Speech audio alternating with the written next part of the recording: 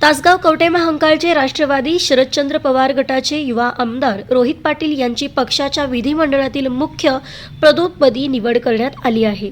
पक्षाचे प्रदेशाध्यक्ष जयंत पाटील यांनी आज ही निवड जाहीर केली। या निवडीमुळे देशातील सर्वात तरुण आमदार रोहित पाटील यांचा आवाज विधानसभेत घुमणार आहे।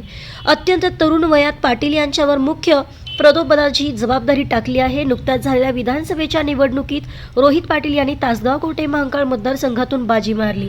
या मतदारसंघात आर पाटील कुटुंबियांचे पारंपरिक प्रतिस्पर्धी माजी खासदार संजय पाटील हे त्यांच्या विरोधात उभे होते। राज्याचे लक्ष लागून राहिलेल्या या निवडणुकीत रोहित पाटील यांनी संजय पाटील यांना धूळ चारली। देशातील सर्वात तरुण आमदार होण्याचा मान मिळवला।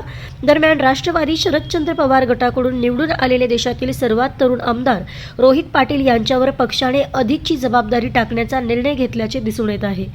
विधिमंडळातील पक्षाच्या मुख्य प्रतोदपदी त्यांची आज निवड करण्यात आली। या निवडीमुळे तासगाव कवठे महांकाळमधील राष्ट्रवादी शरदचंद्र पवार गटाच्या कार्यकर्त्यांनी आनंद व्यक्त केला।